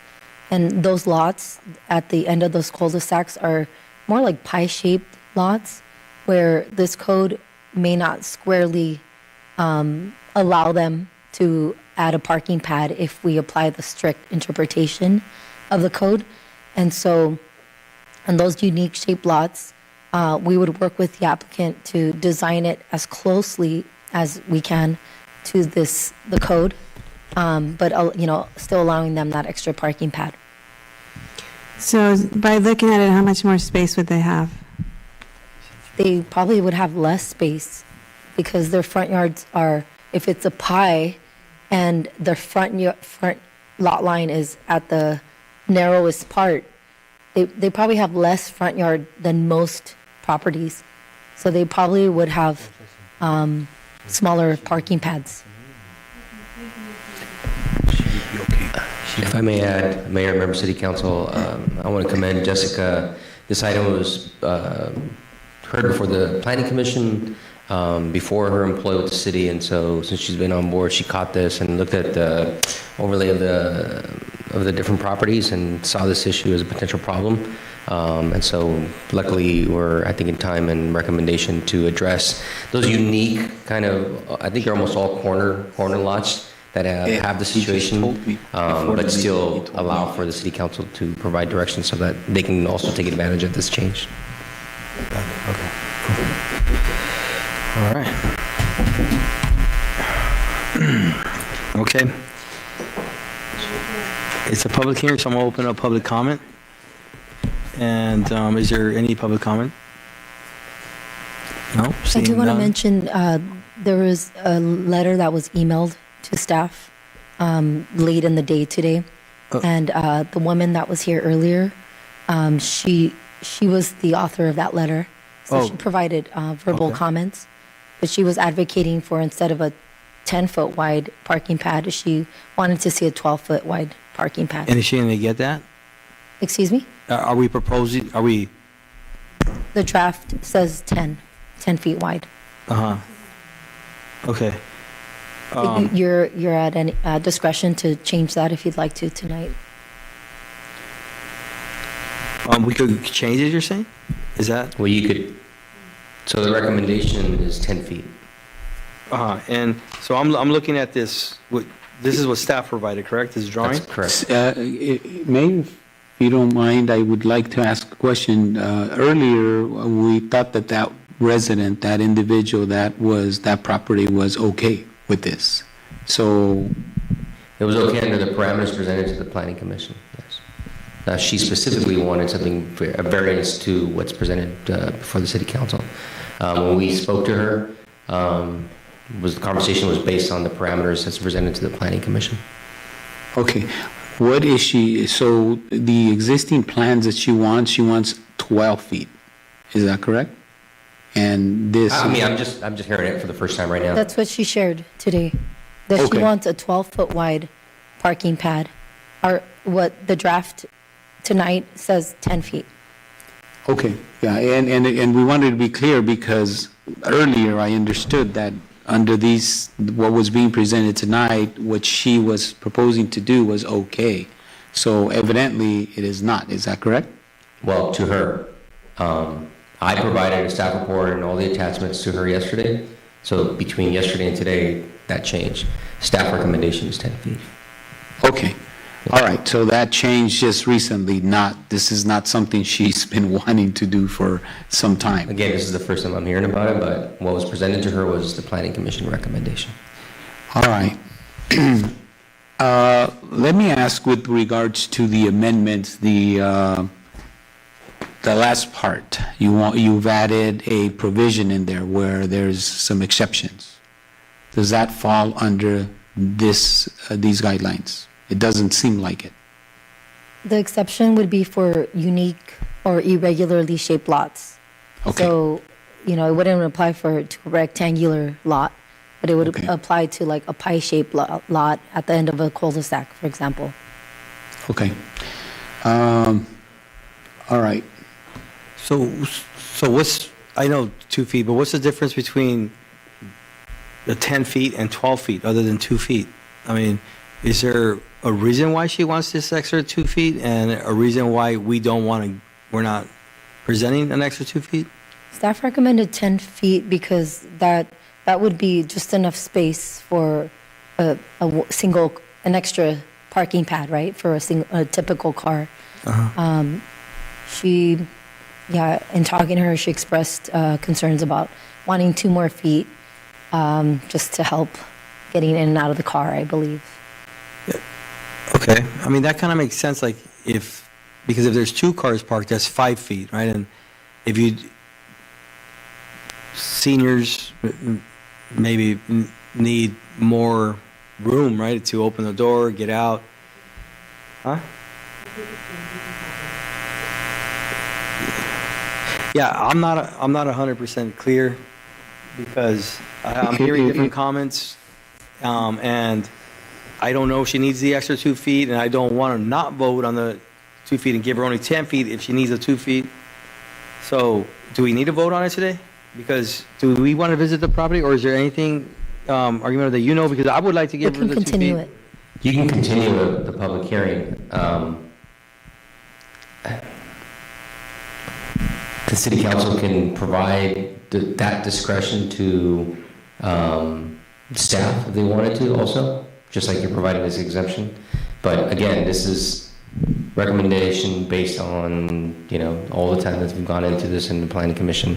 And, this is a request by one of the residents, right, for a wider pad, right? So it's really your discretion whether you want 10 feet or 12 feet. What it does ultimately, right, if you allow 12 feet, it just takes up less green space, right? Now you have more concrete for the entire village properties, so. Well, I mean, look, there's still green space that they would have, right? I mean, I'm looking at a picture that she has sent me, and earlier, city manager, we were talking about parking in our community, right? And well, I get it that these homes were built in the 80s. Ours were built in the 40s, where I live. You guys live as well. And parking is tough, right? And I don't know. Mayor, if we may chime in, and I believe myself and the vice mayor here were kind of on the same page on this. The planning commission staff has put a lot of time and effort into this, and I think they came up with what I think is a good plan to address the parking issue. This is all this came about from the meeting that we had in the community. I would advise against just making an arbitrary decision here for the entire village area, and now we've changed it for everybody. Yeah. They put a lot of time and effort into this. I say let's stick with what's being presented. If somebody doesn't fall within these guidelines, they can apply for a variance.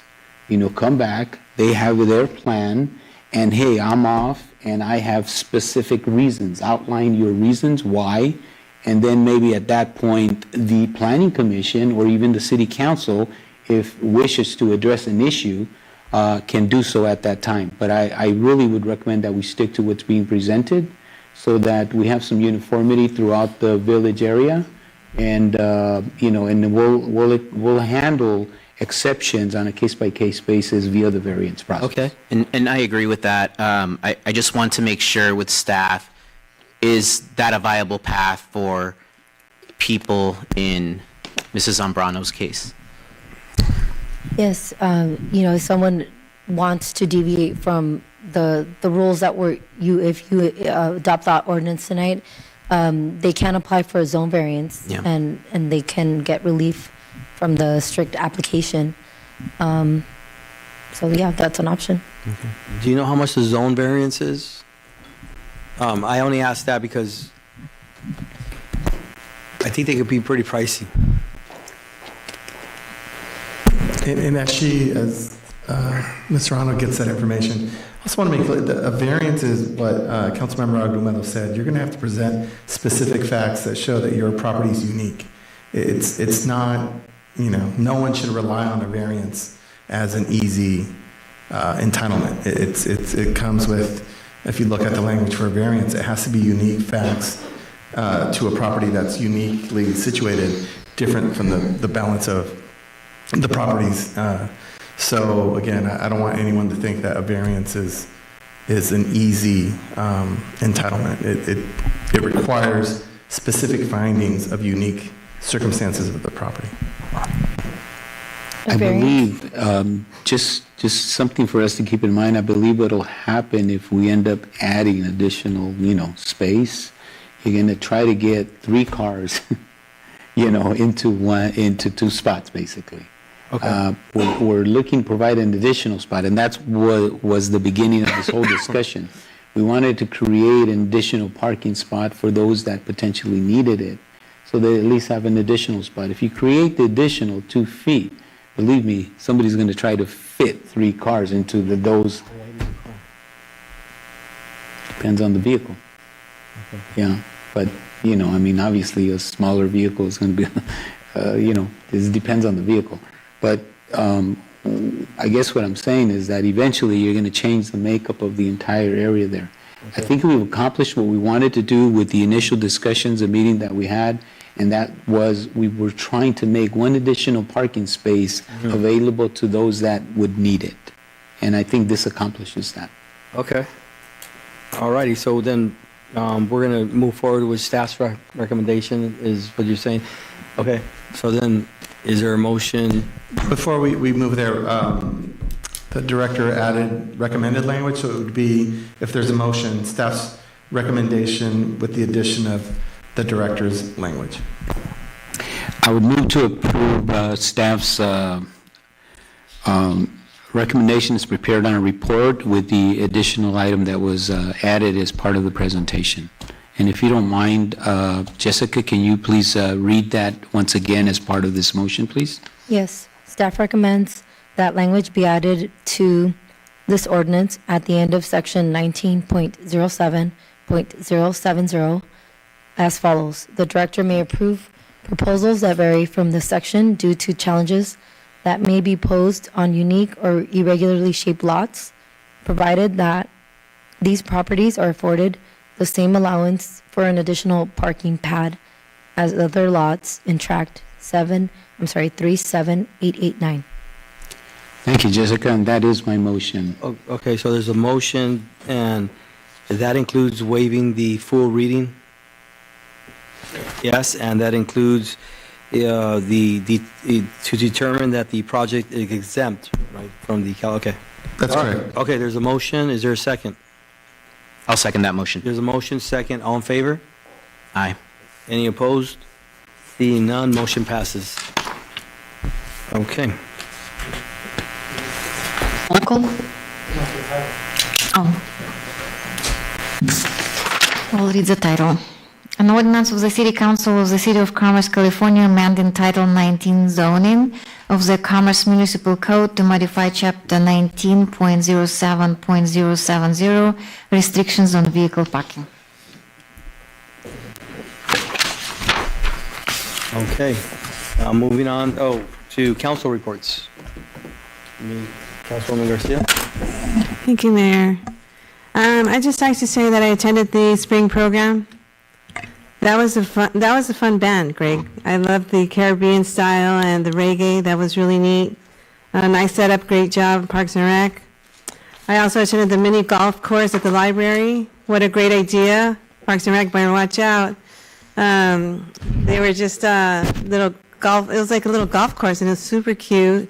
I missed everything, but that's okay, you know, I'll work on it later. But there's a lot of families, and the children are really having fun, so good job. I will continue to research crosswalk artists for different designs. Our committee will meet this week to go over new ideas. Let me see. We continue to discuss the bridges, like mentioned earlier, and the freeway exits. That's what we're concentrating on next. And that concludes my presentation. Thank you. Thank you. Councilmember Argumedo? Thank you, Mayor. I too had the opportunity to attend our Easter program at Rosewood Park. Thank you to all of our Parks and Recreation staff and all of the other staff that was involved in preparing for the event. Excellent job, very, very well attended by everybody there. And as usual, everybody really enjoyed it. Quite of a contrast from the last one we had. Of course, it was raining, and we had to make some adjustments and get everybody inside into the community center over Rosewood Park. So, it definitely was. It was great. Beautiful weather. Everything was very, very well organized. So, thank you to everybody that was involved. You've made it a great success. So, thank you all. And that's all I have to report, Mayor. Thank you. Thank you, Councilmember. Mayor Pro Tem? Thank you, Mayor. About a week and a half ago, I attended Unplugged Junior's production of The Little Mermaid, and I want to congratulate Sarah Fenton, who's our performing arts specialist, as well as Nairi Rodriguez and Abigail Rosas on the great job that they did with the production. Everybody that I spoke with really enjoyed it, and how can you not enjoy it? It's like all the kids in like sea animal costumes and stuff. It was really great. I also want to thank Amber and the Teen Center staff for their support with the program, as well as Anthony for decorating the Teen Center. It really felt like you were under the sea when you walked in. So it was a great job and great work done by all. As all of my colleagues here, I attended the Spring Festival on April 12th. I do want to thank Public Works, Parks and Rec, of course, the Library Department, Public Safety, and our media specialist for participating in the event and making it a great occasion for our families here in the community to build some memories, get some candy, and also get access to resources, as there were different booths and vendors and different organizations that were present and displaying or showcasing what they do. A couple of things that I wanted to bring up, I know as it relates to Pathways for Hope, we've done the walking paths, and the project's pretty much completed at all parks, but one of the things that was maybe a casualty of this project, or maybe, it was done because the equipment was rusted out, was the outdoor fitness equipment that was along the path at Rosewood Park and I believe Bristow Park. It was removed, right? And I think it was old, out of date, unsafe potentially, right? So I wanted to know, or if we can get an action item or some type of update on what the next steps are to get that equipment back in place, or what the plan is to, are we going to do it? Are we not? I think we should, right? I think it was well used, right? So I think it would also really complement the walking path. So if we could maybe, Mayor, I don't know, if we can maybe get an update on that. I don't think it needs to wait for the budget, unless, Mr. City Manager, you have Well, something. I think it sounds like a far-off date, but we're talking budget next month, specifically CIP, right? And that's where you would evaluate all of the recreational kind of projects that are proposed, and you could decide priorities. And I don't know right now if that is on the list, but if it's not on the list and something else is, and you don't think it's a high priority, you certainly have the right to move the item, right? Okay. And I know I keep slowing you guys down on, I just want to be holistic in looking at all these things, because as some of the council members have expressed, the BVAC has not been addressed as far as cosmetics, right? The paint jobs, some chips on bricks and fencing. And so, I just want to be holistic in how you approach all of the recreational needs. Okay, fair enough. So if we haven't started that assessment, if we can make that assessment, right, so that it is ready with our budget, I think that would be helpful. I will communicate it to our new public works director as the number one priority. Okay, sounds good. He might be in the room, so I'll tell. Okay. Think you heard that, Shahid? All right, thank you. The last thing, Mayor, I do want to thank you for just kind of pushing through art in public places, right? And Councilman Garcia, I know you're in the committee as well. But just getting the artists to come in today to really present, what they want to do. It's not easy to come in as a person who used to come to public comment a lot and speak to the dais. I know it's not the easiest thing to do. So really appreciate Arturo, Nerv, everybody who came out to present kind of like what they're envisioning. We talked about the bridges, extremely important. I really believe that we should be focusing on building or beautifying the city from the outside in, right? And, to Councilman Argumedo's point, we have a lot of eyeballs and a lot of traffic, on those intersections. So I think moving forward with that would be great. But one of the things that we had also talked about in the past, and this is outside of the Arts District, but we had talked about a mural on Triggs Avenue, if you remember, just kind of like on the outside of the tunnel, right?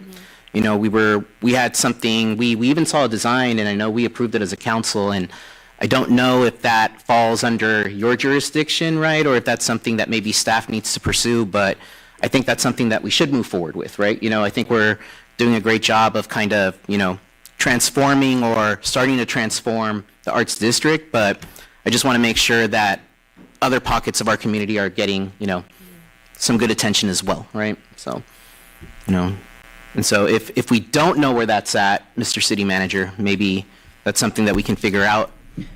Yeah, you said it was approved already? It was approved. Okay. Yep. And that is also in tandem with the mural on the walkway on the Bandini pedestrian tunnel, right? The one that connects Bandini and the ABC community. There was artwork that we were going to do there too. We had gotten that approved. And I know kind of like the beautification of that area is still in process because of the mosaic walls and some of the materials that maybe we're still waiting on, but I think we can find paint, so. Yeah. Paint, yeah, absolutely. I think paint's available. So with that said, thank you, and that concludes my report, Mayor. Thank you, Mayor Pro Tem. What's the, is that, go ahead, Councilwoman. Me? Yeah. Oh, I just want to thank the transportation for my blanket. Thank you. Cool, all right. Okay, what is it, Dunward Edwards that's here on Washington Boulevard? Is it your commissioner that works there? Okay. Yesterday, he spoke about donating paint to the city for artwork and things like that. So I think that that'll be good. The Bristol, I've been wanting to move that forward, but I was told that that, in other words, I think I was told, it wasn't that rude, but they just someone told me not to get involved with it, that it's their project. So I think that we should get involved and try to hurry it up and get some paint. If we're going to do some mural stuff, I mean, that guy Arturo Gonzalez, he involves the community because that's what they want to do, right? And do we have an artist for that, or do we need to find one? I remember we approved the design. It would be good to kind of go back, you know, and just kind of remind ourselves of what was approved and then move forward in that fashion, and of course, factor in our city manager's recommendations. So what I can do is just bring the items back. If there's been no action taken whatsoever, just so that the council sees what was approved and we can have a very clear plan of action. Yeah. But we'll find out what the status is. Okay. That'll be great. And I think that if we need an artist, I mean, I think we're starting to get access to a handful of well-known muralists and artists, and you guys can choose someone to do it, and we can figure out a way to do it. No problem. The Easter, I also attended that, and we also attended the Sarge, right? The coffee with Sarge yesterday at the senior center. We attended the evening one. Thank you for all the sheriffs that were there. And transportation, yes, thank you. I don't need the blanket right now. It's pretty hot, and I keep asking Ernie when the AC is going to get fixed, but I might not be in the budget. Can you get a update for us for the AC? I mean, we got blankets, but You're hot still today? I'm still hot. But you're not wearing socks, though. You're pretty hot too. I'm not wearing socks. Yeah, an update on the AC here would be good if possible, to see what's going on. And also, I would like to begin some discussions on creating a committee for a foods district and brewery district. There's a lot of ideas and meetings that are going to be taking place, and I think that that's going to require a lot of attention. And just let us know how to move forward with that, please. And now the meeting's adjourned. Thank you.